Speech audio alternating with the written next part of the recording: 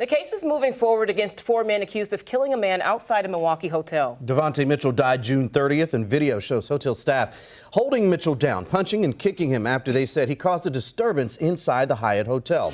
Today, a court commissioner ordered former security guards Todd Erickson and Brandon Turner, along with their former co-workers Devin Johnson Carson and Herbert Williamson, to stand trial for felony murder. 12 News' Nick Bohr is live outside the courthouse. Nick, the men say they should not be charged.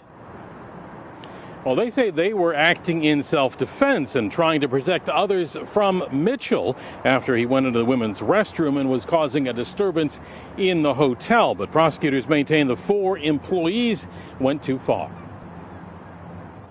For the first time since the restraint of Devontae Mitchell outside the downtown Milwaukee Hyatt June 30th, the 4 men charged in his death are reunited in a courtroom.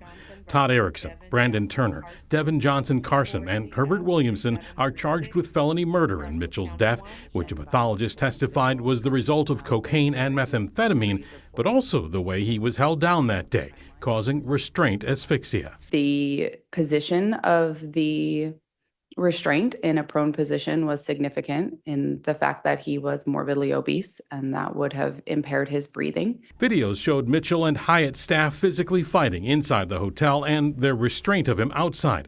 But attorneys for the 4 men argued they were acting to protect themselves and Hyatt guests. Clearly, there's a tragedy that occurred here, but not every tragedy has a villain, and not every tragedy is a crime. He intervened in a situation. It was chaotic. He tried to restrain somebody who was large, who was struggling, who was fighting. This was the result, but there's not probable cause for felony murder here, Your Honor.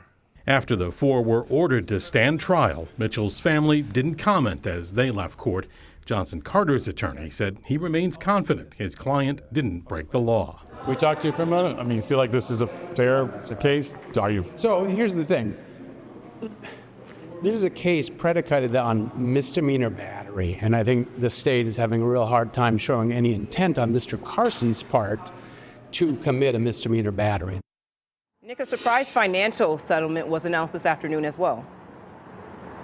Right. The hotel operator, Aimbridge Financial, settling with the attorneys representing the entire Mitchell family. In a statement to 12 News, an Aimbridge spokesperson said the settlement comes, quote, with the goal of bringing the family some comfort as they mourn this tragic loss. The dollar amount of the settlement is not being released. Nick Bohr reporting live in Milwaukee. Thank you. You can read the statement from Aimbridge Hospitality and Mitchell's family attorneys right now in this story on the WISN 12 app.